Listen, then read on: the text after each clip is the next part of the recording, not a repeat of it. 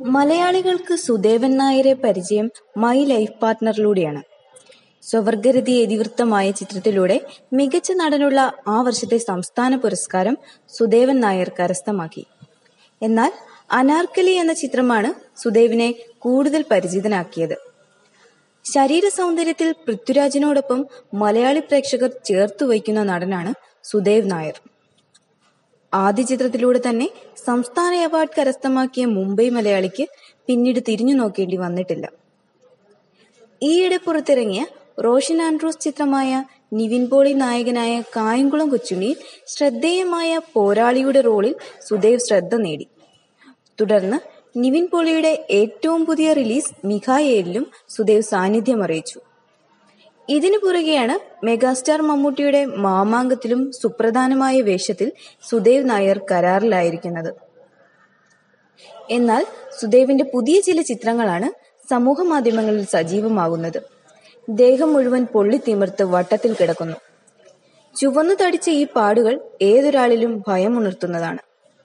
ഇൻസ്റ്റഗ്രാമിൽ താരം തന്നെയാണ് ചിത്രങ്ങൾ പങ്കുവച്ചത്. കപ്പിംഗ് തെറാപ്പി എന്ന ചികിത്സാ രീതിക്ക് വിധേയനായതാണ് സുദേവ് നായർ. ശരീരത്തിൽ നിന്ന് രക്തം പ്രത്യേക രീതിയിൽ ഒഴിവാക്കുന്ന അതിപുരാതന ചികിത്സാ രീതിയാണ് ഹിജാമ എന്ന കപ്പിംഗ് തെറാപ്പി. അക്യുപങ്ചറിൽ മാത്രമല്ല, യുനാനിയിലും ഈ തെറാപ്പി ഉപയോഗിക്കാറുണ്ട്.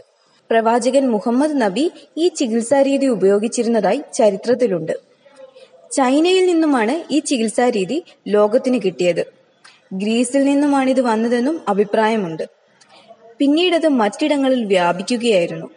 പാർശ്വഫലങ്ങളില്ലാതെ രക്തത്തിൽ നിന്നും ആവശ്യമില്ലാത്തതും അപകടകരവുമായ കൊഴുപ്പുകൾ, മാലിന്യങ്ങൾ, വിഷാംശങ്ങൾ, നീരുകൾ, നിർജീവ കോശങ്ങൾ, രോഗാണുക്കൾ തുടങ്ങി ആരോഗ്യ പ്രശ്നങ്ങൾ ഉണ്ടാക്കുന്ന പദാർത്ഥങ്ങളെ പുറത്തു കളയാനും LDL കൊളസ്ട്രോളിന്റെ അളവ് കുറയ്ക്കുക, രക്തസമ്മർദ്ദം, ഹൃദയാഘാതം എന്നിവയെ തടുക്കുകയും ചെയ്യാൻ ഹിജാമ ചികിത്സ കൊണ്ട് സാധിക്കും.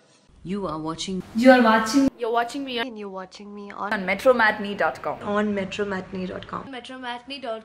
metromatney.com. Subscribe for more videos. Subscribe here for more videos. Subscribe here for more videos. Subscribe now.